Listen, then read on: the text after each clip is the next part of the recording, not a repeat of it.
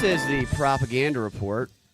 I'm trying to find my music assets here to pull that out. We're going to have that playing in the background the entire time. That's fun. That's the music of Justin Ridgway. We're going to get it right one of these days. Yeah, well, nobody ever claimed on this perfect. show to be the most highly produced, technically perfect show. Okay, you go to Jake Tapper if you want to get some of that. We've got a fun show today. Going to be talking political Bloodsport and the Third Eye Carnival with a guest that I'm really excited that's going to be joining us today. This propaganda report, Brad Binkley, Ian Covell here. And before bringing on our guest, I want to make a quick comment about the story on everybody's mind, which is the release of the so-called Jeffrey Epstein files, which turned out to be kind of what I thought it would be, which it was a public relations stunt that revealed nothing new and only served as a demonstration by the Trump administration that there was a promise that was kept, a campaign promise that was kept. I don't really know what people were expecting when it comes to the Epstein release. We weren't going to get like evidence of criminal activity, Not? with minors from the hidden cameras. If there was going to be evidence of criminal activity, it wasn't going to come via a gaggle of conservative influencers waving binders around that say Epstein files phase 1 or whatever. I mean, it's so cartoonish. You didn't get a binder, Brad?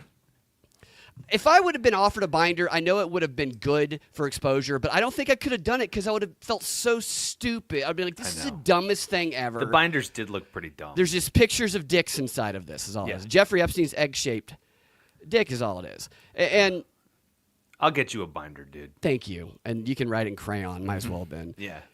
If evidence of criminal activity was really going to be released, it would be through a federal indictment against those that they have the evidence on or are going to pursue an indictment on, because there is no federal statute of limitations for sexual abuse, rape, or the sexual assault of a child.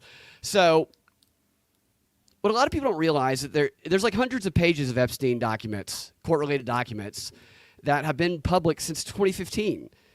I've read them because I was directed to them by the lawyer of like 10 of the victims. Bradley Edwards is his name, on Pacer. And there is interesting stuff in there. I don't think most people know those exist or have even read them. But like, I covered this 10 years ago when it wasn't popular and acceptable to cover it. This is one of the reasons we got kicked off of WSB, because one of Epstein's buddies, it turns out, bought Comcast, which owned WSB, and we were gone like right after that. So I wish that this would have been what everybody hoped it would have been. It would have exposed all of the criminals, and we could have gotten them once and for all. But the fact is, it was never going to be that. This was actually more of like go ahead. So then how much do you believe the follow-ups that I've heard that the FBI, well, I guess that the Southern District of New York and the FBI have been hiding more Epstein evidence. So let's hang on to that. She's demanding. No, now Absolutely, you really give it to me. She's fighting for it. It's that struggle. But yeah, we'll get into that when we get our guest on here. All right, I jumped ahead. No, you're good. You're good. This is just a demonstration of what we're going to see more of the next 4 years, which, like, love it or hate it, this is the PR stunt presidency and the PR value of anything that so easily captures the public mind, like the Epstein files. It's going to be milked for all it's worth. So with that said, bringing on our guest, this guy's everywhere. He's the host of AM Wake Up every morning, co-host of Union of The Unwanted, all over Twitter confronting the BSers. He's hosting the Third Eye Carnival in Portland, Tennessee, just outside Nashville in early April. And one of the things I really love about this guy is that he's not afraid to be on an island when it comes to a position he's arguing. Like, not necessarily that other people don't believe what he's arguing for. It's just that the Overton window might be in such a place that other people are silent. Yeah, you got to get that window. You got to get 100%. That window up. He's not afraid to be a first mover on an argument and shatter that spiral of silence. And when he makes his arguments, the dude has some fire behind it. And, I'm a pretty animated guy, so I always like a little fire. So welcome to the show. I'm honored to have him as a guest with us. Okay, there we are. Steve Poikonen, who helped me get that pronunciation correct before the show. Steve, welcome to the show, dude. Man, that was a really generous intro. I I appreciate you. Thank Yeah, you. dude. I appreciate your work, man. You're everywhere, and like I admire that you go hard and you defend your positions. And I was listening to your show it was yesterday or the day before, which is one of the reasons I put political blood sport in the title, because you guys were talking about what sounded like some sort of gang war that went on in the live chats of one of your shows when you had a guest on, and you made the point of like, yeah, cool, everybody's fighting, it was cool, and I hope they can come back and we can still have these debates. And I think you even said that all of your friends at some point in your life you've like gotten down on the ground with, but like you guys are still cool. And like I thought that was such a great way to think about how people discuss politics, because that's really how it has to be to avoid falling into the trap of groupthink and propaganda. So tell us like your perspective on just discussing politics and getting your point of view out there. I think that in as much as Frank Zappa is a Laurel Canyon limited hangout, um, I think that he was absolutely correct that politics is the entertainment branch of industry. And that is one of the more accurate statements, I believe, that I've ever read in my life. And we do operate on mosh pit rules as far as the chat goes. So that's, elbows out, knees up, keep moving. And if somebody falls down or you level a dude, pick him up, you know, Yeah. and that's it. That's it. That's all that I ask for, because people are going to get leveled. That's fine, but pick them up, because, if you want to be here, you want to be here. And if you want to dance, we can dance. But, it's fair game. And there's only a couple of things that are ever going to get you, muted, because I don't think I have the ability to ban anybody from any of my chats. But I'll shut you up if you're, doing something dumb on purpose out loud. Right. Do you guys have trolls come in there and try Oh, and yeah. do stuff like that? Yeah. Yeah. Yeah. Yeah. Yeah. So that's interesting, because like you guys also talked about how not everybody is as comfortable with that philosophy as you are, because people don't, they they take things personal that maybe shouldn't be taken personal, when Mhm. it's if you look at it as the purpose is like we're gonna learn from each other, and we're gonna maybe find out things we don't know, and maybe come to a new perspective that might actually help everybody involved.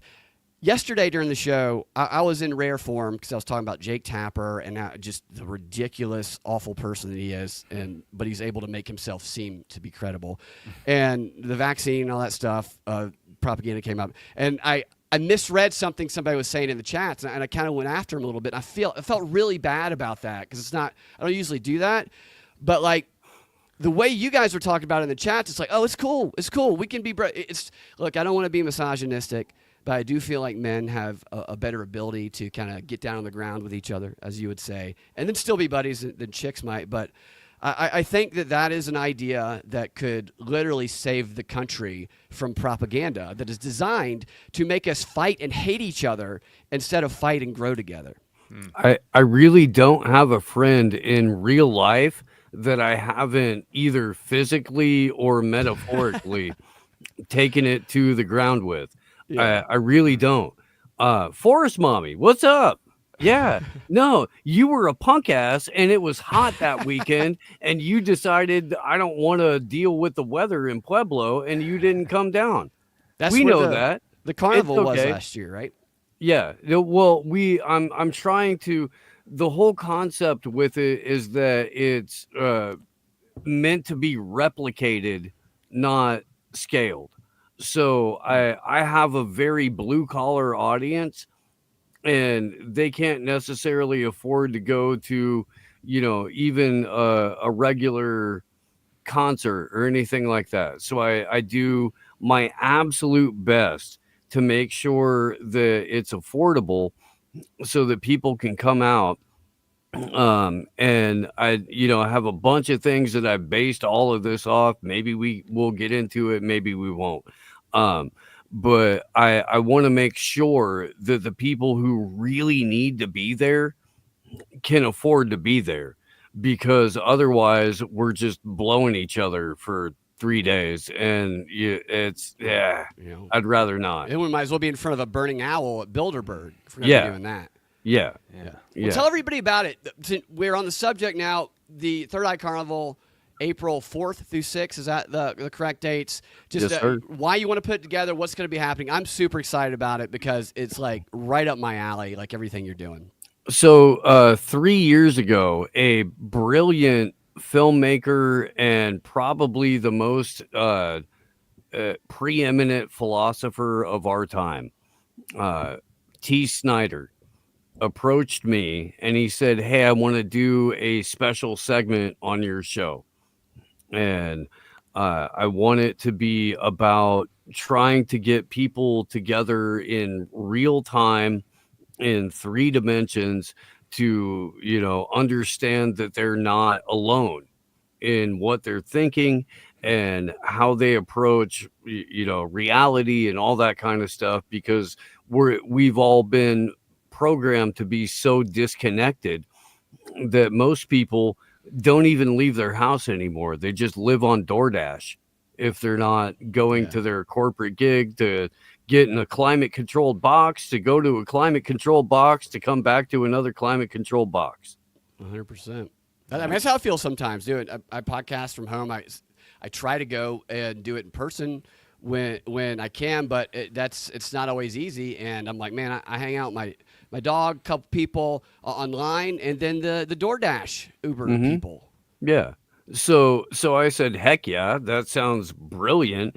And that developed into a conversation that we had on air about, "Hey, if you guys would like to have meetups, we'll pop in remotely, and if you have questions or you want to expand on anything, that's fine." Tease does an incredible series called Conspiracy Synergy, and he's the product of two psychologists. So it as he tells it, it's emotionally calibrated, the whole series, to bring normies into the things that we talk about. Yeah. It is very delicately and deliberately done, and Interesting. it is a brilliant freaking series. Uh, and Tell us the name of the series again. Conspiracy Synergy. Go to conspiracysynergy.com. T. Snyder, he was on Corbett's show like 15 years ago because he did a 9/11 documentary called Blindfold, short film called Blindfold, and it's tremendous. Uh, but so we got to talking about these kinds of things and expanding on these ideas, and we very quickly realized that if we don't lead by example, Yeah. nobody else is going to do this. So we I think did. that, yeah, 100%. That's a great point. Forrest Mommy in the chats, leading by example by going and being active in local politics and putting something together like this. She commented there, and I can attest to. Last year, Ian did some infiltration of White Dudes for Harris event stuff with me, and just going to all these different things and actually getting out and on the street. It's like invigorating, and it's easy. It's easy to stay home. It's really easy to stay home. But when you do get out there and you interact and meet some of the people that you work with through screens, sometimes it opens, like for me, it opens me up creatively, and it inspires me to want to do more. Yeah. No, you're so right, Brad. You're so right. And so the concept that we came up with was, let's, combine an art form or possibly two with real conversations about real shit, and we'll do it in front of people. And that's effectively what the Third Eye Carnival is. What's going on in Nashville, April 4th through 6th, is something that I think is going to be uniquely special. because Ryan Christian, who hosts The Last American Vagabond, who's a very good friend of mine, and I were born a day apart. Wow. And we've been threatening to do a co-birthday party for a very long time. And we're both born, right on the front end of April. And so we found a way to make this thing happen. So on Friday, April 4th, we're doing Willie Nelson's birthday. And I don't know if Dude, that that's means so awesome. I don't know if that means, I don't know if anybody knows what I'm talking about, but every year for like 40 years, Willie Nelson threw a party on his birthday, and he just invited all of his friends that played music to get up on stage with him and play music. So both Ryan and I are pickers and grinners and that kind of thing. And we've got Gene Owens from Faithless Town, who is trying to talk a couple of the guys that he plays with to come along board. Scott Armstrong, who just released a killer album in September via Rebunked Records. He's coming up. Frank Kavanaugh, who used to play bass in Filter, if you remember that band from the 90s. Yeah, he's coming down. We got, a number of other people that are in this space that all play music, and we primarily just show up and talk shit and do our thing. But behind the scenes, we're plucking. And so we're going to do that on Friday. On Saturday, we're going to do live podcast. Charlie Robinson from Macroaggressions is coming out. My good friend Jay Saunders from the Fluoride Action Network, who has been on the forefront of trying to disseminate accurate information about fluoride for a decade. And they just recently won a huge lawsuit that's resulted in over 60 different cities and municipalities banning fluoride, with now 2 states having that measure on the ballot. Utah is banning fluoride. Yeah. And Florida, the Attorney General for Florida, is trying to do that. He's a session horn and keyboard player, and like a multiple instrument virtuoso. He's coming out. There's a ton of talent in this space, man. There really is. People do all kinds of things that you don't see because we don't air it out like that.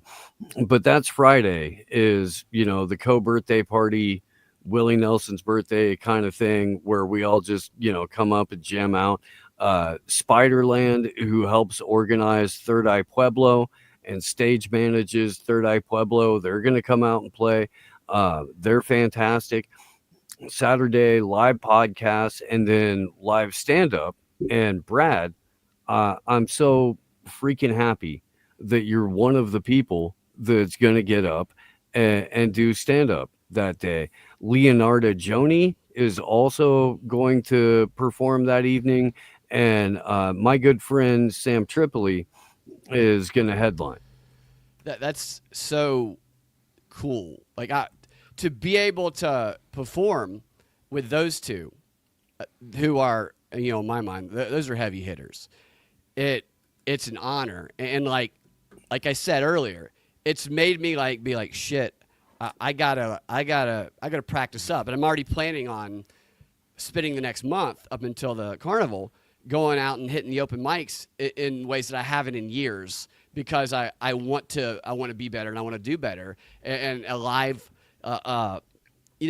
gathering like this, a party, is the reason. I mean, you putting this together and inviting me to it is the reason that I'm doing that. And that's why, Forrest Wine said in the chats, we're talking about, these in-person things are great. And the country music, you're going to teach me to play some music when we're there. Ian actually is a musician as well. He's plays a little music. He's a comedian as well, trying to get him to come down there with me. The venue. Show up. Yeah, fuck yeah. The venue seems cool as shit. The venue is an 18-acre farm about 30 miles or a half an hour drive north of Nashville, Tennessee. She's got 10 bonfire pits on the property minimum. So I think we're gonna do like we're gonna try our best to like separate family camp, and I do want people to bring their kids to this, but we're gonna try to have like family camp on one end and rowdy camp on the other end, and I don't I don't want to tell anyone how The to mosh party or pits on anything. the other end, what- the what live Brad- chat room mosh pits. What Brad didn't tell you is, yes, I am a musician, but I play the saxophone. So, Heck yeah. And it's been a long time, but I'll bring my sax. I'll come out. You said bonfires. I'll take my shirt off. Yeah, play some yeah, shirtless dude. saxophone. Let's do Low Spark of High Heeled Boys. Okay. Let's do that. It's one of the most challenging songs I ever had to learn when I I don't was know that song. I gigging don't know full that song. time. Go look that up. Okay. It's fun. It's All fun. right. All right. In addition to the 18 acres and available camping and the bonfire pits, she also has a big ass barn on the property. The barn has a stage built into it because she's a singer-songwriter in her own right. It's already set up and wired for sound. There's a green room. That's Like, cool, man. it's so cool. It really is. Like, we couldn't have scored more. And I'm so pumped for this thing. It's gonna be the best party you go to all year until you go to another one of my parties, and then that's gonna be the best party you go to all year. But this one's gonna be special. It really is. I can tell from the shows we've done together and getting to know you a little bit that you throw a good party.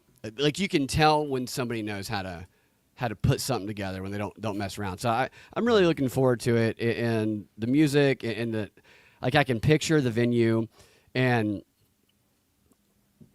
you're right. We're all, when we're probably at Thanksgiving or we're around our normie friends, like when Ian and I go to these improv shows, which I found an open mic I was looking at yesterday, Ian, which it's at the How much time do allies get? this is the pizza place one of those? down at Georgia Tech. It has the host, and it has the come sign up at 7. Show starts at 8, and then at the very bottom, it has a big rainbow, and it says super gay friendly. And I'm like, well, super gay friendly. Yeah, that means that means both hands are out as soon as you walk in, it's man. just it's crazy. And then another one that I found last night said like this is a LGBTQ and FEMA pro show or something like that. Yeah, FEMA, FEMA, FEMA. So all fired FEMA agents What do you can mean come. FEMA? Fe- Is like that like female FEMA. masculine? What? Well, I don't know. I can't keep up. I looked it up, and it said that it's the tradition. It's a lesbian that looks like a traditional female, I guess. So I feel like it's like, so are they not allowing no dykes Wait. allowed? So Only the no lipstick studs. lesbian. Yeah, No right. you studs can't- allowed. You can't say lipstick lesbian anymore. Guess not. You can't, that was just that really just that's the perfect term Right. Yeah. for it, right? Maybe I'm a lipstick You lesbian. see it? I'll get some time there. Okay. So I don't care who you are. If you want to show up in, friendship, fellowship, and kinship Sure. with people who kind of think like you, come out to this thing Right. because we're gonna fucking rock it. We are. It seems like a place where there's going to be very little judgment of what people believe. Yeah. Yeah. And the goal there's a couple of goals with all of this. The first and foremost being it has become very clear to me over the last few years that if we don't create the culture that we want to live in, we're going to be forever doomed to Yeah. react to the culture that's been forced on us. 100%. So we have to do something about that, because yeah. if we don't make it, it's not going to be there. And it's just going to be people reacting to nonsense all freaking day. Right. and the way we're all stuck to our screens all the time. One it's piece so of easy to do nonsense that. after another. It's just it's such a show they're putting on, and that's why I really think that your philosophy of you get down in the mud, but you still buddies, and you can have those discussions and arguments and continue to move forward instead of being pitted against each other like all the propaganda does, because it's so easy to fall into that spiral of silence when you don't think anybody else shares your view at all, and that's what they depend on. So this kind of thing where people can come talk, they can have different opinions, not going to judge, might argue, might even get mad a little bit, but then their buddies listening to music, drinking a beer later is perfect. And there's people that I in the chats right now, we have Dee's Last coming down from Canada with a handful of people making the drive down, which I think is super cool. We have Big Perm and some of the Union of the Unknowns, who they modeled their name after you guys, who they're some of them are going to be coming down. I've got some messages from people who are going to be coming. So I think it's a great thing you're doing there. Where can people get tickets? You can go to anartistcollective.com. ANARTIST. We're anarchists, but the whole thing is a massive artist collective of people who are trying to again create the culture that we want, not the culture that we live in. So anartistcollective.com, click on the events page, it's right there. Third Eye Carnival Nashville. I have a very blue collar audience. So what we're doing is giving you an evening of live music, a day of live podcasts and stand-up comedy, and then another day of the property owner does a thing that she calls Cowboy Church. So if you're so inclined, you can attend Cowboy Church Sunday morning, and then we'll do another couple of live podcasts and start to wind down and clean up and get the heck out of there. And all of that is $90, and that includes camping. If you don't want to camp, it's 2 miles from the Kentucky border. There's a couple of hotels right up the road. They don't charge that much because it's Kentucky and it's an economically depressed area, so they can't. Like all of this is incredibly affordable, and we really just want you to get together in person and realize that it ain't just you. Yeah. And I can tell you, and people who saw me at the Libertarian National Convention last year, that if I get half a gummy in me or even a quarter or very little bit of a gummy in me, I'm going to get real weird. And it's Buddy, going to be... I will get you higher than giraffe pussy right now. I won't know what the hell I'm talking about, but I will be very passionate and certain about it.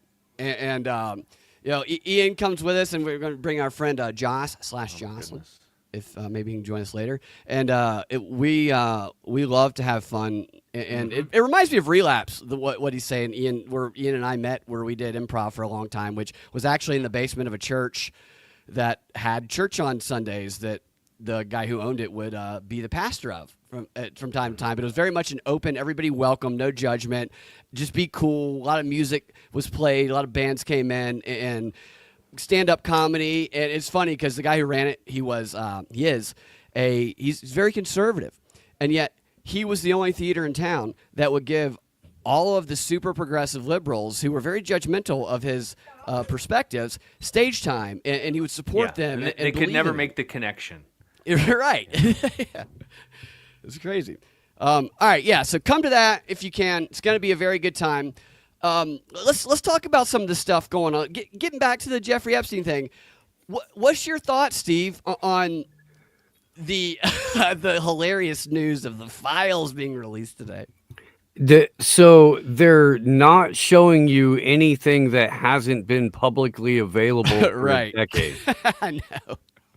It's in terms of limited disclosure and like limited hangout, this should eventually become the standard for that, because everything that they're saying, literally everyone fucking knew.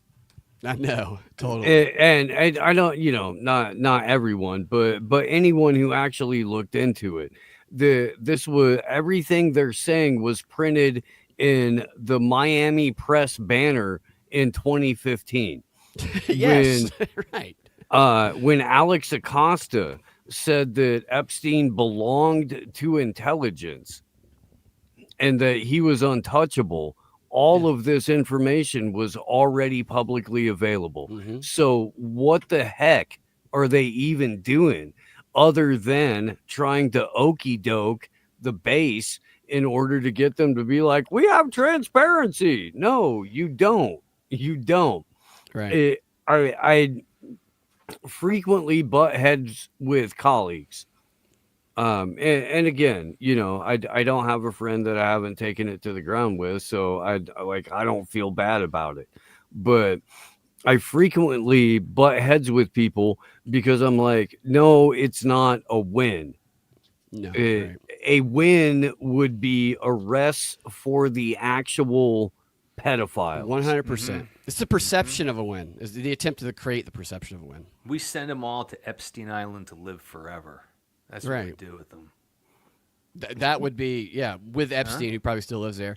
Yeah. Ian, what did you say earlier about the story they're putting out about the Oh, now they're putting out the like, hey, don't worry, guys. There's actually more stuff. The Southern District of New York has been hiding it from you, and we told them That's what you it better is. stop it right now and give it us to all me. the documents? Better give it to us. We really mean it this time. Isn't that like Jim Comey's niece that runs SDNY as far as the don't know. prosecution I angle think goes? you're right. Yeah, no, I forgot about that. I know it used to be. I don't know if she's still doing it, but yeah, it's either his niece or his daughter or something like that. But it's all a deep state nepo baby. 100%, dude. And like, Forrest Mommy says, yeah, it's a win for the libs of TikTok that got to go to the White House and all that. That to me was so. No, I know that not every PR stunt is going to hit, but that was very cringe the way that was rolled out. You guys Yeah. see those? I can pull up some of those photos. We can get a look at that. Seems to lack self-awareness to me. The little chair where they had Buddy from the independent media Right. sitting off in like the tiniest chair in the room where everybody else is elevated over him and they're pointing out like, small oh, chair. this is the independent media, and he's like in the little fucking kid seat and has to sit there in a suit like a dork and pretend. It's so insulting. It's so insulting. Was it Cernovich that was in that chair? No, it was a guy who comes from the Wall Street Journal. I can't Oh, even right. remember his name. So it's legacy media that converted to quote unquote independent media. Just That's like in the broadcasters turn into podcasters, the same thing. They're all doing that shit. Yeah. Well, David Icke was calling this out a while ago in terms of the mainstream alternative media. Yeah, so he goes hard at that too. David Icke is another guy who's not afraid to take on that alternative media. So give us your thoughts on that. Who is part of the mainstream alternative media, would you say? So I want to put it like this because everybody gets super mad at me when I actually name names. I came up with a term for this a couple of years ago, and it's controlled opportunists. Not necessarily right. controlled opposition, but controlled opportunists, because the landscape itself is so limiting.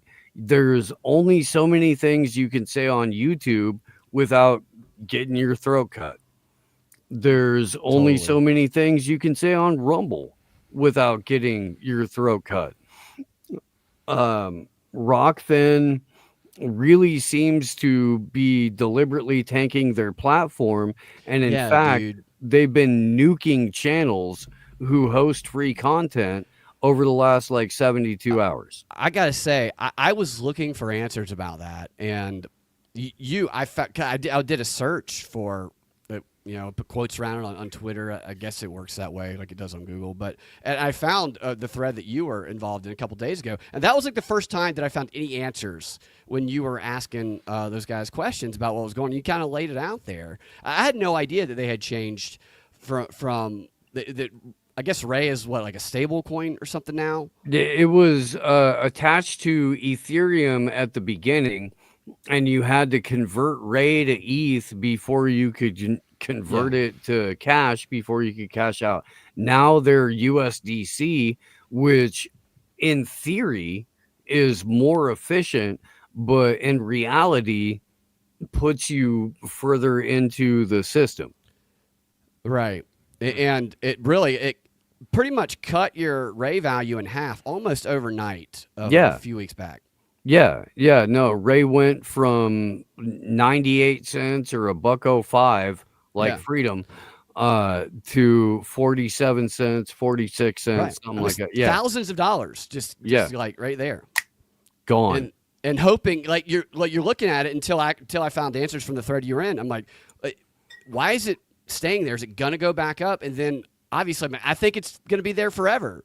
Yeah. And then you were pushing back on those guys, and they didn't seem to give too many answers. No, and the answers they gave were like passive aggressive and weak as shit, and like you don't. Maybe you do, because I think you actually get where I'm coming from and shit like. But I'm Bernie Mac in this shit. I really am. I'm not scared of any of these people. Certainly not a bunch of tech dorks that have never lifted a finger or have soft hands or haven't experienced a hard day. I grew up rough. I've lived a very interesting life as far as that goes, and we can dance. We can dance. You asked them straightforward. Like you were very straightforward with them about it, and it was something that I noticed. Other people noticed. I like Rokfin. I like the community that Rokfin had. So I was bummed out when I saw that happen. And but it was nice to find a little bit some answers when you were confronting them about it. Well, they don't want to provide actual answers, and that's the problem. And when when I'm approached by like an actual man, and that man challenges me, I'm going to do my level best to provide a satisfactory answer. And if there's not one, then okay, I guess we can throw the gloves off and skate around for a minute and then throw hands. But like you gave them opportunity. You said, "Give me an answer," and like so. Even though you went at him, you opened the door for just fix it. I told them to talk me out of it. I said, and I said, handle your fucking business and give us a reason to promote you, so that we can help grow your platform. And they were like, "Oh, we can offboard you." I know I didn't like that answer at all. I appreciate what you did there, though. So getting back to the Epstein thing, while it might be a ridiculous story with influencers, the good memes are going to come out of it. And this was one of my favorites that I saw as they put that picture of all Ashley Sinclair, Elon's baby mama, one of many, where she wanted privacy, but then posted her feet on the cover of the New York Post. I love it. Somebody superimposed a binder of the Epstein files into her hand, which I think somebody had posted on X. See the real Epstein files. If you subscribe to Twitter, you got to get the check mark to do it, which I do have the check mark. I know that I do it for Grok, people mock man. that, so that's okay. Yeah, but you have to get Grok. Right? Yeah, for Grok. Grok is, I don't know, all these AI. What do you think of AI, Steve? I think it's a little weird. I don't think it's as great as people pretend it is, but I think for the most part, it's a call center in Bangladesh. And that's what people keep finding out, specifically with Tesla. They found out that Tesla's AI was a data center in India, and that whatever they're talking about or bragging about is usually posturing for money. Yeah, right. It's just like Netflix. The subscription just goes up every 6 months or so, and I got to be honest. I've been using ChatGPT a lot lately for a variety of things. I just put a script through there and asked it to give me a price, to budget it out for me. yeah, It it gave me 3 different levels to produce this movie at. It's crazy.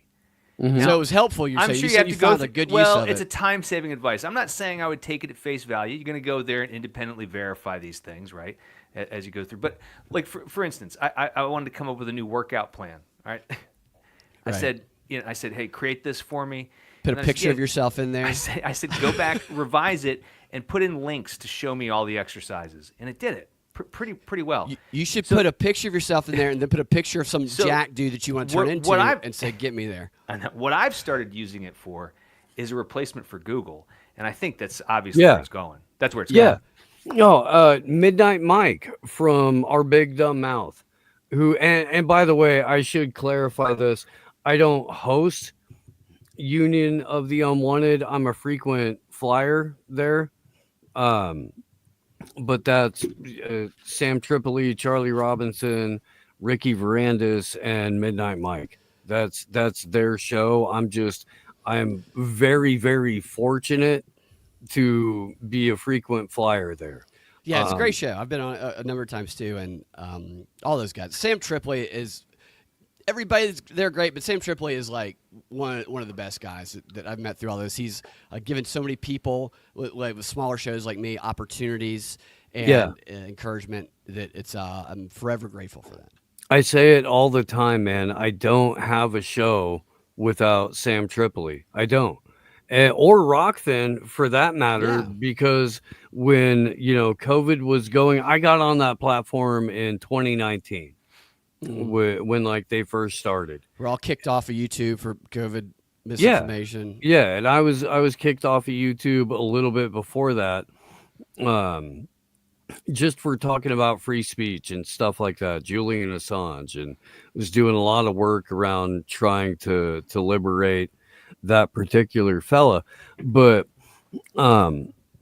Sam, like, if he believes in you, dude, there's nobody that you want in your corner more than Sam Tripoli.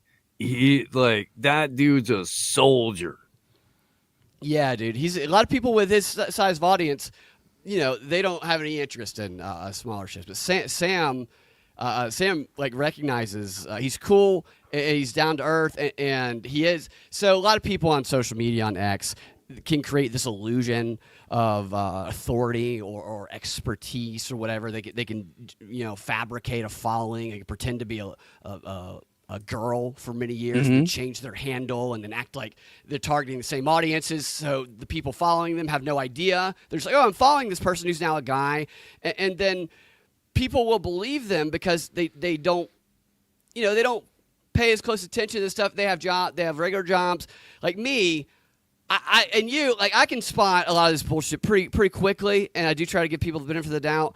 But like, there's so much artificial shit on these platforms. But like Sam and you and a number of other people involved in that show, it is what like that's who you guys are. It's authentic, it's real, and getting to talk to you guys in person, it's no bullshit, man. And it's like, let's work together. And who gives a shit? I don't know if any of that made sense, but it's just super cool that there are people like that that you can connect with on. So the digital technology that consumes us has all of the negative aspects of it, but this is one of the really positive aspects of it, is getting to connect with people like you guys. Well, the whole point of what, like, I'm trying to do with the show and what I'm trying to do with the channels is make sure that people who wouldn't necessarily otherwise see any particular show get the opportunity to. So I put out a total of 16 shows a week from a whole bunch of different. It ain't just me. Like, it's a whole bunch of different people. There's like 25 different content creators Yeah. that are a part of all this thing, and it winds up being like 65 shows a month. And one of the spouts that I got into, spats that I got into with Rokfin, was over not paywalling the content. And they're like, we're focusing on people that paywall the content. Well, the people that paywall the content don't do shit on your platform at all. Like, at all. And in fact, when you paywall the content, less people have the ability to do it. So I'm never, ever, ever, and I told them this from day one in 2019. I'm never going to put this shit behind a paywall. If you like what I'm doing, throw a freaking honky a bone, you Yeah. know? But Yeah. if you don't, skate on by. I don't give a fuck. I don't like It's value for value. Yeah. I stole half of my format from Adam Curry and John C. Dvorak. Who's also fucking down to earth guy. Yeah. Like I was so hyped that I got to be on the Union of the Unwanted one that Adam Curry came on. I was like, I don't fanboy much, but like this is the Podfather. This is like the guy. Yeah. Dude, he's great and humble as heck, and just, willing to get in and mix it up a little bit, and like he's 100% secure in who he is as a man, where he is with his faith, and how he wants to walk as a human. And that is so freaking admirable. It is, dude. I love that. I love it. And so we can rock. Like, if that's how you are and that's how you move, and you've spent the last 15 years of your life lifting up other people and trying to help them succeed, my God, man, that's all, that's all I'm trying to do in my own limited capacity. But it's fantastic. Adam Curry, Ian, he was like the first MTV VJ back in the day. Had the big hair, and he's a conspiracy theorist like us. Brad, and, I'm 52. I know who Adam Curry yeah. It's funny because like when I first discovered their podcast, and I was looking at him, and he had his like legislative analyst. I had no idea about the MTV thing, and so I just always saw him as that. And then I was like, oh, that's super cool. All those guys, when you look back on it, all those guys. That's why I lean towards libertarian philosophy, because all those guys on the early MTV days seemed to be Kurt Loder, and I think it was just that's what being liberal used to mean. I think, I don't know, maybe. I think they all came from a place of classical liberalism, that turned into natural voluntarism, because they had to live in that environment, and they saw how detrimental that environment was, not just to them, their property, their family, but society at large. And they turned to voluntarism as something that would be the most rational solution. Right.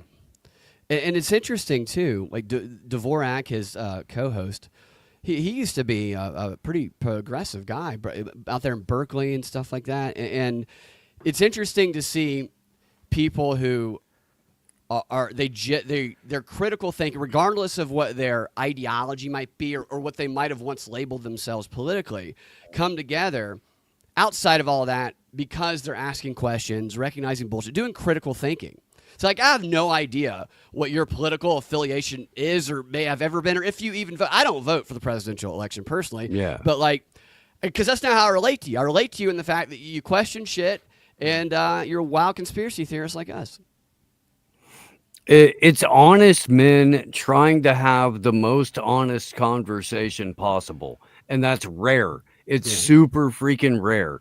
And so when you encounter that, like, take note.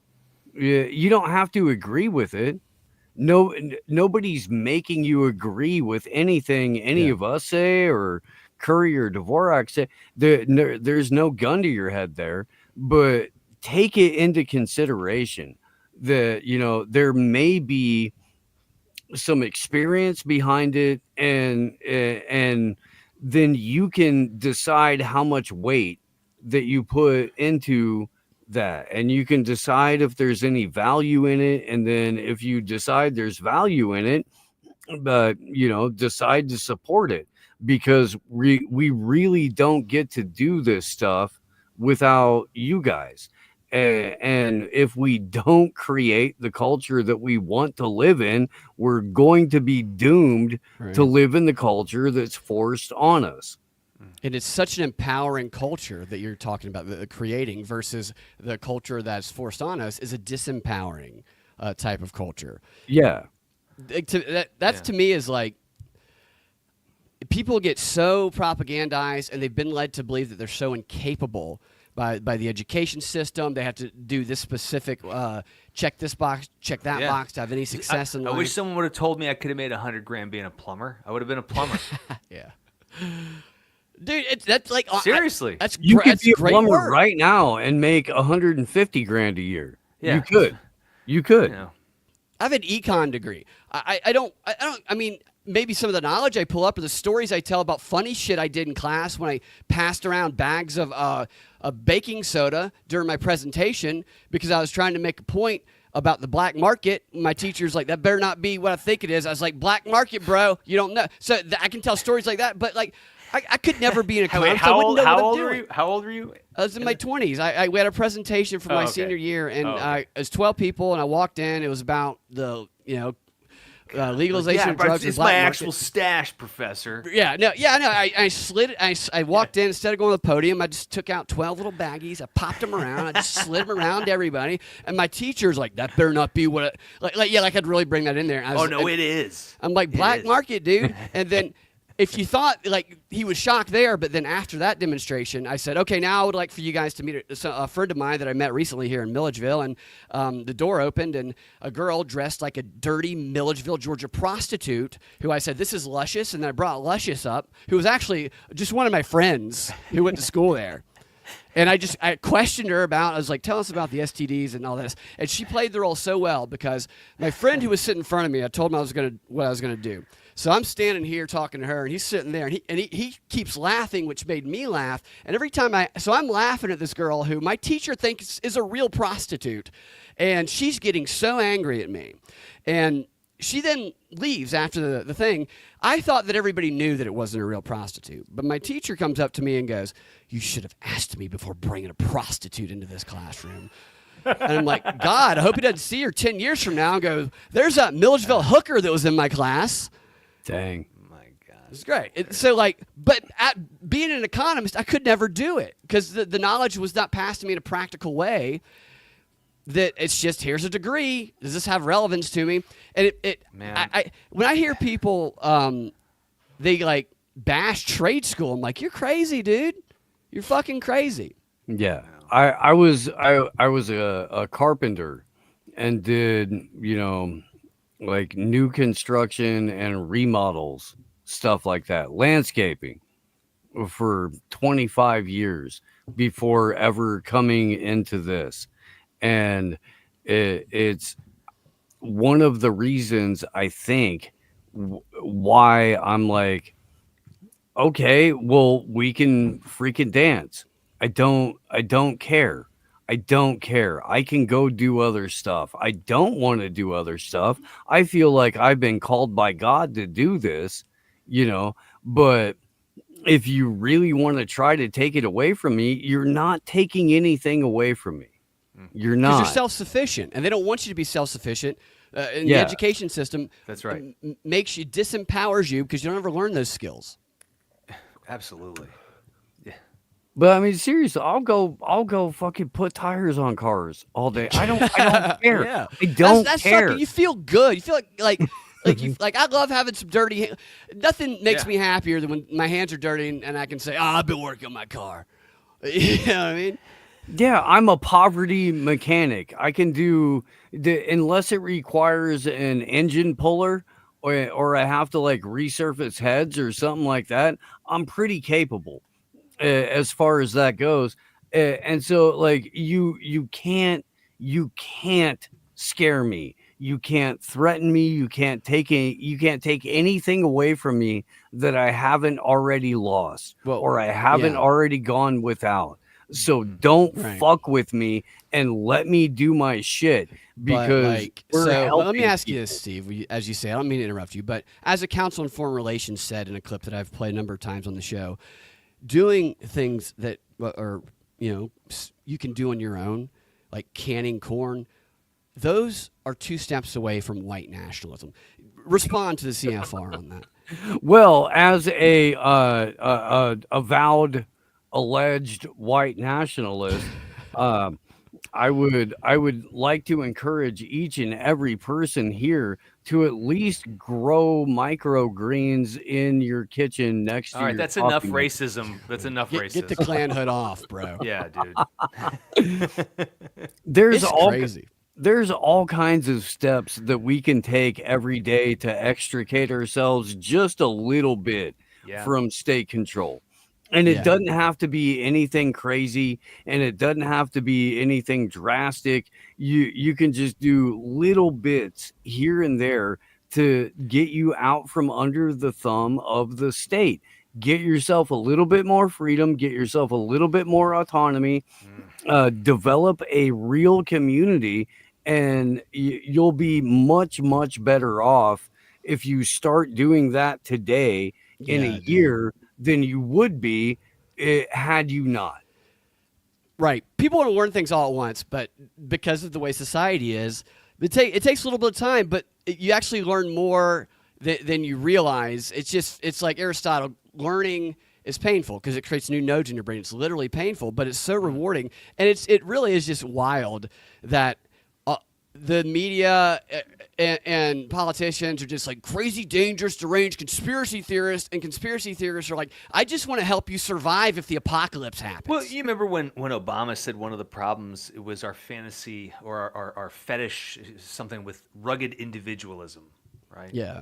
Like yeah. like this is a bad very- thing. it's terrible. This is a bad thing. To Too have much a nation masculinity is filled dangerous. with individuals who are strong-willed and capable. Like that would be a Everybody should be terrible, Doug terrible Imhoff, thing. according to them. Yeah. The biggest Kane. conspiracy theory that we live under currently is that the state likes you and is Yeah. there for you. So, oh god, Yeah, so much trouble This is- explaining that to my liberal friends. It's an entity that only exists through theft, extortion, and violence. and yet they hook people. So this propaganda? Why is it so effective on so many segments of the population? You think? Because Edward Bernays was a brilliant motherfucker, He sure was, dude. and he gave the blueprint for it, and we've transferred the exact same programming that went into advertising from 1930 to 1950 has become the talking point for governance. Mm-hmm. And It's now based on Tavistock psychology. Freud was his uncle. Yeah, yeah. And his nephew started Netflix. yeah Check Yeah. this out. You brought up Bernays. I like to just read this quote to people because of like Bernays. You should read his books. If everybody listening haven't read his books, Propaganda is the easiest read. Crystallizing Public Opinion is a book where he basically says everything is a publicity stunt. Propaganda used to be a good thing, but we gave it a bad name during the first war, so we changed it to public relations. Fast forward, I remember when my niece was in college and her friends would be like, oh, I'm studying public relations. I'm like, do you know Edward Bernays? And they're like, no. I'm like, well, then you're not really studying it. But it's just this long game con that they have all these strategies, and they've documented and analyzed the effectiveness of all this propaganda, these social psychology studies that they have 100 years in advance of data on ahead of us. And they talk about atrocity propaganda like this. And he's talking here about criticisms that of the Creel Commission, the Committee on Public Information, the propaganda organization during World War I for us, and he says, critics charge that sometimes the committee's volunteers got hysterical, but after all, hysteria was generally prevalent at the time. Reports that the Germans were beasts and Huns were generally accepted. The most fantastic atrocity stories were believed. Let me say that again. The most fantastic atrocity stories were believed. After the war, there was widespread disillusion with the reaction against propaganda. The American people resented their own wartime gullibility. Arrogant son of a bitch. So, and correct. Definitely. It's amazing that people like this just write this shit down in books for all of us to read. You know? They don't expect people to read them, I guess. think. Yeah, no, Brad's 100% right on that. They know that most people aren't going to pick up that book. Steve, I want to ask your opinion about a video Trump posted recently, but I do have a special guest that we can actually talk to ourselves that I would like. I think you're going to be excited to. I'm already excited. I'm a little Mr. President. Hello, Brad. How you doing today? I'm good. Ian is here with us. Steve is here with us. I see that. Hello, Ian, Steve. It's a Mr. pleasure to President. meet you. What, Mr. President? I want to just play for the audience. Well, hold on, Brad. First off, we talked about the sleeveless shirts, buddy. I know, but I sometimes I just need to feel strong, Mr. President. Well, I understand that, but there's nothing stronger than a power suit. Yeah, well, you'll have to send me one of those. Mr. President, you of all people should know that there's nothing more masculine than a wife beater. Right. Yeah, you know how many people have beaten in this, Mr. President? Yeah. That's touche. Touche. Something that's gotten lost underneath, I have to say, your rollout of the so-called Epstein files. It was a little ridiculous, but something that's gotten lost with that is what you posted to Truth Social the other day, which I want to play real quick, just so we can really analyze. And then I would love for us to talk to you about some of the thinking behind this Trump Gaza AI video posted to your Truth Social site. It's just 33 seconds, and here it is. 33. Yep. I didn't notice that. To set you free, bringing the light for all to see. No more tunnels. There's Elon eating cheese No dip more fear. or something. Gaza is finally here. Bearded belly dancers, golden Trump head. Oh my God. Look at this. Get Trump dancing with some money thrown around. I'm assuming these children here, like their parents, their family's dead, and they were some of the last. No, this is a place where hostages. you go and you're gonna be a victim of a terrorist attack. Right. I'm not going to Trump The only thing you'll be terrorized in Trump Gaza is cash. There's Elon again. There's the golden statue of Trump in Gaza. Money, arranged money. And then there's Trump and Bibi Netanyahu by the beach having a drink. So, and then we go back to the death and destruction Gaza of now. Mr. President, what was the thinking behind this? Well, number one, I wanted the song to be able for them to relate to the people over there. That's the kind of music they're listening to. One, Trump Gaza, so much fun. Right. Trump Gaza, right? It's the best. So that's what the bombs are coming down, but what really makes them feel the last bit of safety is that kind of beat. Well, it's going to be the rebuild of Gaza. Once it's like a phoenix. Tell me about the bearded belly dancers. Mr. President, how do you square putting your own son-in-law in charge of the reconstruction of Gaza with this particular video? Like, is this just an advertisement for Kushner Properties? I told you he's going to come hard, Mr. President. He knows a lot about real estate development, and we're gonna have like snow machines just blowing money all over the place. Really? So, but did you really answer his question? Hang on. Whose fucking money is it? that you're going to be blowing all over the place? You know, that's a great question. We're still working on that. Maybe, Still trying to figure that one out. maybe BlackRock's money. Okay. All right. So well, no, not taxpayers. Maybe you can sell a platinum citizenship pass. Oh yeah, you know the The platinum? citizenship passes. They're a-okay in my book. What do you get with that? A special the lane on the platinum one- freeway. The platinum one, you get a couple cell phones for your family Okay. that are tracked by Some the Obama government. phones. And you get like peach passes to be able to drive in HOV You lanes. get to skip traffic in Gaza. Mr. President, one question I've always wanted to ask you is when the Chabad took a day that on the Sabbath to give you the silver crown. When they placed it on your head, did you directly fillet them, or was it more of an after party hand job? It's a good question. You know, I'd classify it more of an after party hand job. You know, there wasn't as much public display going on there.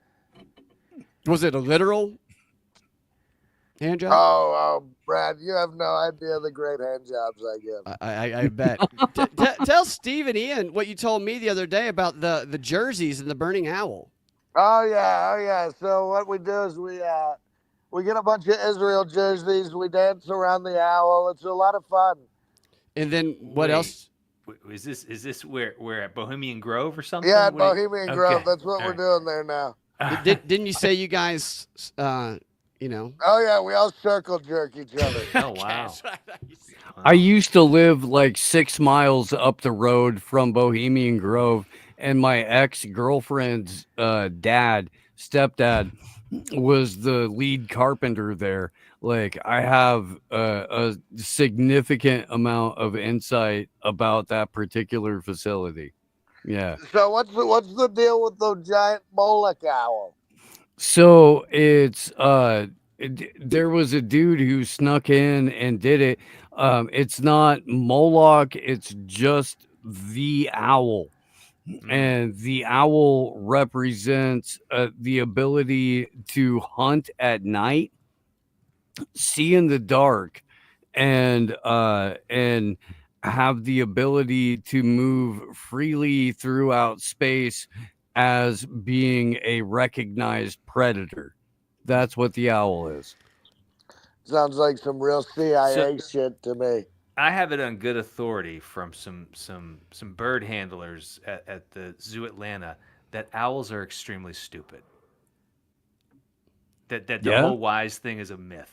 That they're really dumb, and they can barely feed themselves. Well, they have to see prey moving before they can move on it. That's one of the things with them. Why? And you know they evolved from the Tyrannosaurus Rex. Those are chickens, sir. We're talking about fowl, Ian. Yes, sir. Yes, sir. Isn't that what you consider those Palestinians, Mr. President? Was that what you call them? Foul. Fowl, Yeah. like birds. Yeah. You had a term for them the other day. You know, Brad, you can't expect me to keep up with everything. You're Yeah. busy. Yeah. Mr. President, just not to sidetrack, can I get a shot at Melania? Look, Brad, we've gone over this. You got to be respectful. I'm just trying to keep her busy. You know, women, when they get distracted Oh, and bored. I keep her busy, Brad. You know, I'm sure you do. Right. I got that. Fuck me money.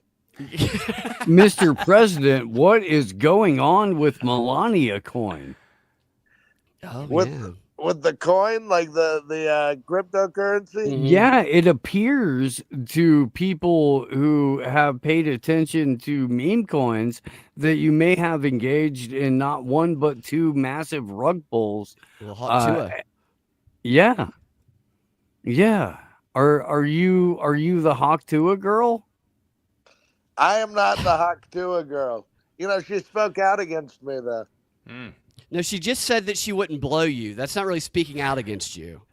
I mean, I really can't trust anybody who wouldn't blow me, bro. Of course.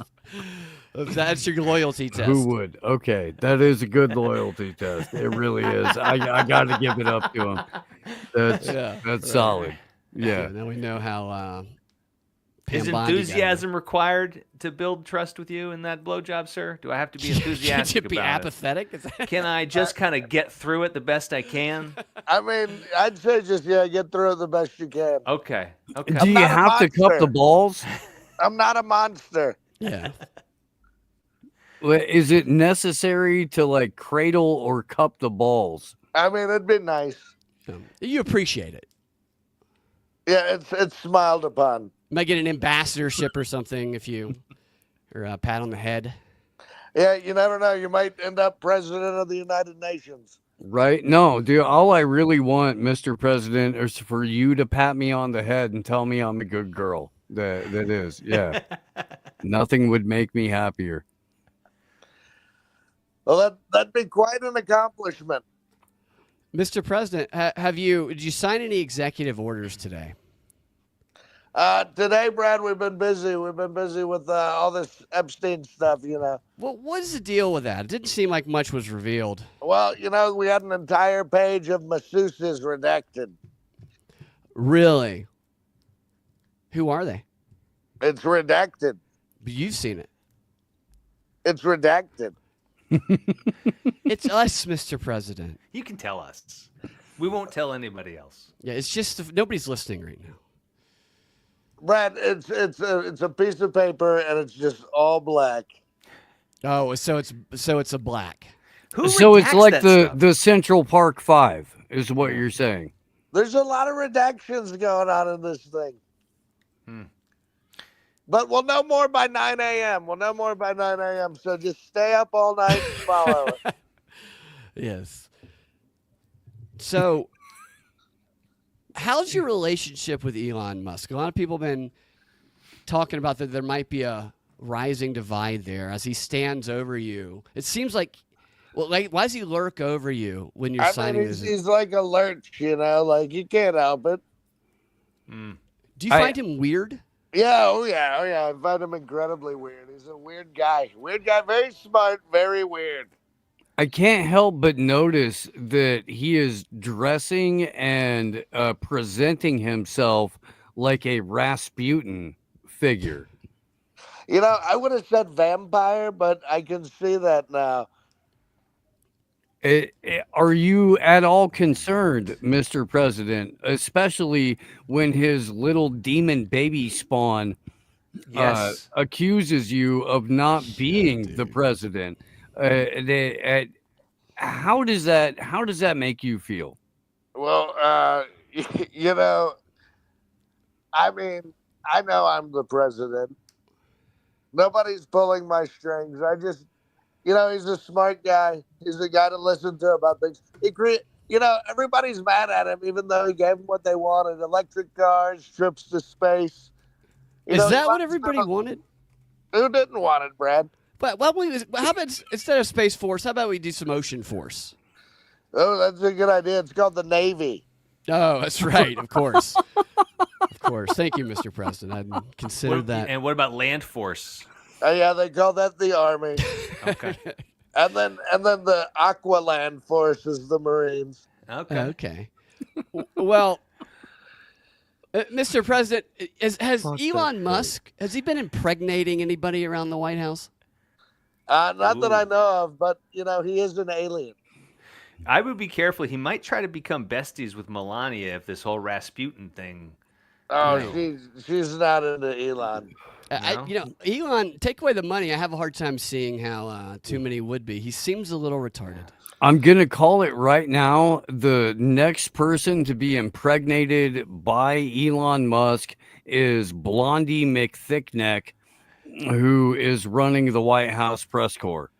I have no idea. I have no idea what her name is. I don't. Blondie McThickneck is hot. Yeah, you love her. You told me that, Mr. President. She's got that husband who's 30 years older than her. I can see that happening. Do all these attractive women you hire, or is that because they're so good at their jobs? And because they're easy to look at. Okay. Mr. President, we've got a question here in the chats. I forgot to pull this one up. So what happened to that video of Trump sucking on Elon's toes? Was that real? I mean, it stated here that it's an AI video. Oh, well, I didn't know if sometimes, with the rise of AI and deepfakes, there's always the opportunity to say that Yeah, something you don't is real know as a what's real. deepfake. You don't know what's fake anymore. It's a shame. We live in a dystopia. You could tell. We do? You're the president. Well, I mean, the entire world is a dystopia. They turned on the Large Hadron Collider at CERN, and ever since then, we've Higgs been dealing box? with the crisis of multiple Earths from DC Comics. Mr. Really? President, I can't believe you brought that up. The longest running joke I have on any of my shows is that in 2016, Marmot went into the Large Hadron Collider and it forced a hard reset. And that's what's hurtled us into the dumbest of all possible timelines. The calendar right here that I have is all Marmot and CERN related. I buy it, because that could have been possibly one of the realities that had the same the same problem but different. We're talking about anomalies and theoretical physics and multiverses. So, it's hard to keep up with. We're probably going to do a lot of loops here and figure eights, and then come back with a nice little flower. You're gonna do some loops and figure eights and come back with a nice little flower to solve the multiversal problem. Well, just our conversations in general. I like to take those long strides. Oh, the weave. The weave. Oh, the weave. That's right. That's right. I see. Are you president in the other universes? Not all of them. Not all of them. In some of them, it's Hillary. She became a dictator, and ended up turning Bill into a footstool. Wow, she's a witch. That's what happens when you cut them off from the adrenochrome from the unvaxxed kids. They become footstools. Was that the purpose of Operation Warp Speed? Adrenochrome from the unvax or the vax, not the vax kids, but the unvax kids. You had to isolate them. I mean, look, keep in mind, Brad, we're fighting the deep state here. I'm calling it the deep state. It's just the Illuminati rebranded. Right. These bloodlines have been around forever. We live in a world of supervillains, and the only superhero we have really is me. So how do you square that with having Larry Ellison, Jeff Bezos, Mark Zuckerberg, Elon Musk, and the rest of the NQTEL funded deep state in the front row of your inauguration where your family should have been? Well, people are bending the knee. It's a lot like Game of Thrones. Really? So Very it's honest. just like kid rape and fuck it. No, I'm not for that. I'm not for the trafficking and all that type of stuff. I think it's terrible. We're gonna stop it. We're gonna stop these evil Satanists From doing what are you going to do with them when you stop them? By putting them front and center in your cabinet. Look, this is a very long, drawn out mission. Is this a keep your enemies closer kind of thing? You're right. To have people expose themselves? Right. Which is a crime to do so. No, not that type of. They'll all be sex exposure. offenders if they're exposing themselves. Mr. President, what bullet did you get hit with in Butler, Pennsylvania that made it made blood splatter the opposite direction in a manner that didn't actually coincide with blood trickling down your face? Well, bullets do funny things when they bust out of the shell. Yeah. Oh. Okay. I don't believe I'm satisfied with that answer, sir. I mean, you probably have to talk to a forensic scientist. That's not my strong suit. Could you recommend one? I'm sure there's going to be a few left in the FBI. Dr. Fauci? He's not a forensic scientist, Brad. Well, Mr. President, are you going to come to the Third Eye Carnival in Tennessee where you get to meet Steve? You know, I was hoping to be able to do a press conference or something along those lines. Right. We'll give you time, sir. We'll give you time. Fantastic. That'd be excellent. Well, Steve, can I do just like some rapid fire? I'll just say something, and you just say like rapid fire what your response, your thoughts is. That Mr. President, Ian, you guys can jump in as well. Okay. But Volodymyr Zelensky, rapid thoughts, Steve. Cokie Smurf, puppet, naked, guitar playing, freaking queermo who has less talent and even less brains, that is perfectly positioned to be in the role that he's in. Mm-hmm. Mr. President? An itty bitty dictator that was once again created by the CIA. His approval rating is less than 4%. You know, I agree. He's a quirky, cookie Smurf. You know, that's a great description of him. He'd probably be a great blowjob guy.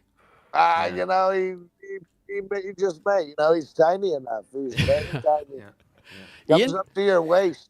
A corrupt guy who probably drinks port wine by the barrel, and he's probably always got his lips stained with it.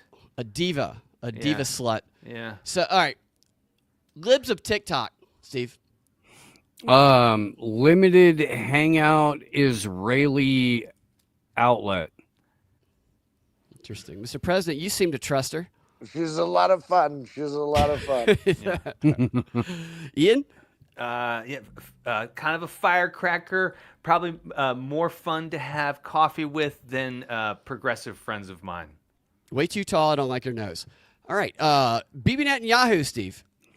Benjamin Milekowski is a murderer and war criminal and deserves to spend all of the rest of his days in a deep, dark cell.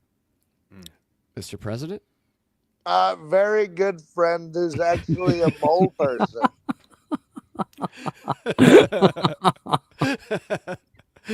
Ian, any thoughts? Yeah, probably will have a second career reading audiobooks of Israeli romance novels. Yeah. How does he have the deepest, weirdest voice? Super villain in a comic book is the way I see him. Nancy Mace, Steve. She's Nancy Grace for this generation. Yeah, if she was an Instagram model who every time she was trying to be the David Crockett of the women's bathroom in Congress, she's actually just featuring her tits every single time. Mr. President, what do you think of Mace? You know, I like people who feature their tits. There's nothing wrong with that. Right. There's nothing wrong with body positivity, Brad, if it's done the right way. That's very true. Yeah. Fair point, sir. Fair point. I just feel like she would be very disappointed in me all the time. She's just someone who's constantly disappointed. Absolutely. Date Britney Spears before you date that crazy ass Nancy Mace. Yes, every time. Every time. LeBron James, Steve. Diddy party pass around. All right. Wow. Mr. President? He's no MJ, Brad. I agree with that. He's not even a Dominique Wilkins. No Neek. Never. Ian? Goofy, and the more you look at his beard, the weirder it gets. Right. Yeah, that's true. I agree with that. We have in the chats, Steve, Hollow Earth. Or tunnel Jews. I would go with I would go with Chabad miners. All right. Yeah. Mr. President? The amount I know about it would blow your mind. The tunnel Jews or the Hollow Earth? Both. Very interesting. You know, I'm a New Yorker. That's true. That's true. Ian? Looking forward to going there someday, checking it out, making up my own mind. Yeah, to the land of the tunnel Jews, the Hollow Earth.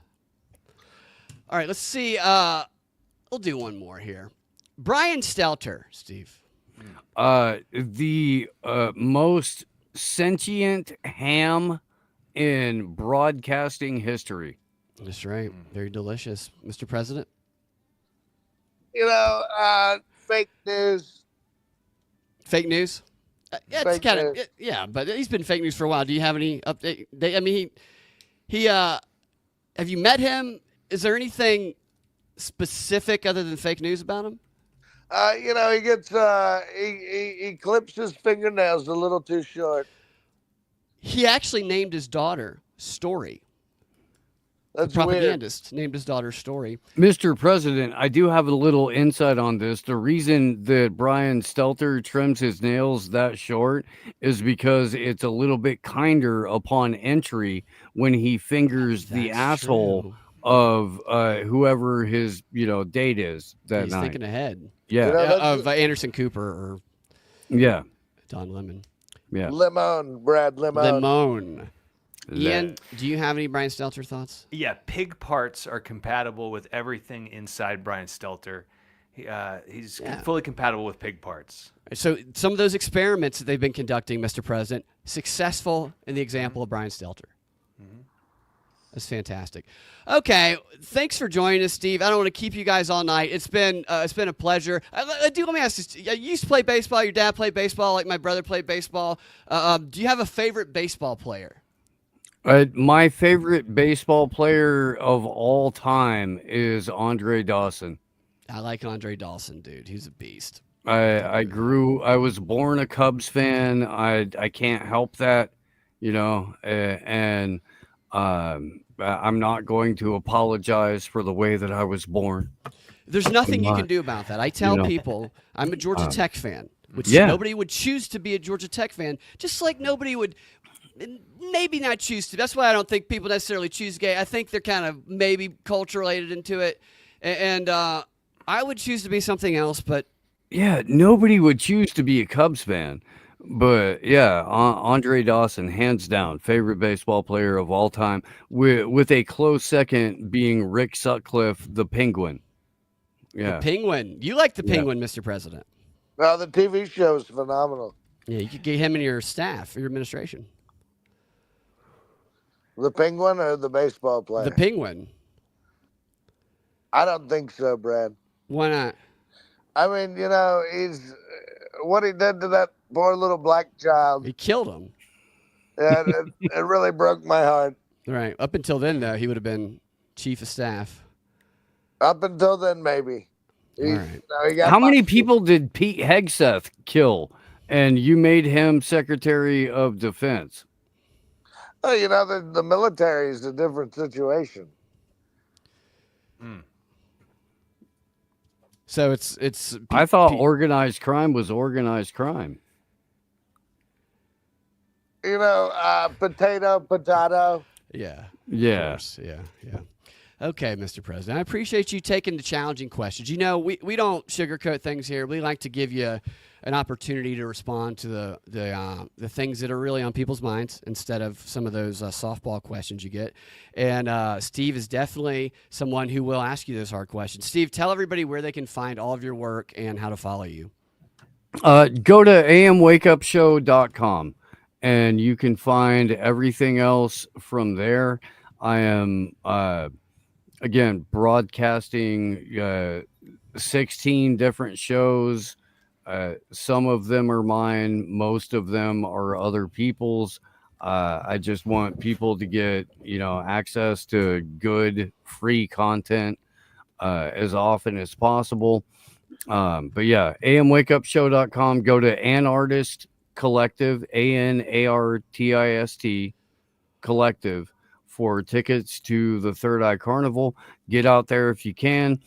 18 acres of farmland, camping, food. I was just talking to Texas Slim from the Beef Initiative this morning. He's going to bring a bunch of stuff up there. Pasta Jardula, who's the original co-host of AM Wake Up, is going to come up and cook. Like we're doing it up, and it's going to be an absolute freaking rager, and it should, in my opinion, set the standard for what this community is able to put together. And we're going to be graced with the president. That's going to be fantastic. And Everybody needs to check it out and get their asses down to Nashville, as A says here in the chats. Ian, you want to direct anybody to follow your Twitter? Yeah, you can come over to Reginald V. Actor if you want to have some fun with my parody account. Reginald's always got the latest Reginald's and a fan progressive favorite for viewpoints. sure. Yeah. Yeah. Whenever I need to know what the progressives are thinking, I go to Reginald's account. Just go to He's on Reginald, top of he'll it. tell you. Mr. He's an President, activist. He's an activist, and what was the name of his latest production? Oh, geez, I don't. I don't know. Birthing Persons, which I believe they were actually changing the name of Mother to like something that Reginald actually said on the show. Oh, long ago, no. so- Yeah. No, he was doing a second part to it. Was Angels in America, part 2. Angels in the Outfield, wasn't it? Yeah. Okay. Interesting. So, Mr. President, do you have a website you wanna tell everybody about? Truth Social. Truth Social. All right, guys. Propagandafight.com is my website, and you can find all the places to share the show and help out on my link tree at Freedom Act Radio on X. And if nothing else, you can always leave a 5-star review on the podcast app that you listen on, or in the comments of the video, and a comment that warms our hearts. I try to read them, and they truly do motivate us and keep us going. Thank you so much for coming on the show, Steve. It's been an honor, and it's been so much fun. You always bring so much knowledge and insight, and you're not afraid to get in there and take bold positions that pave the way for others to speak what they believe as well. So thank you for everything that you do. And thank you, everybody in the chats, hanging out and commenting. We'll do it again. You guys have a fantastic rest of y'all's day.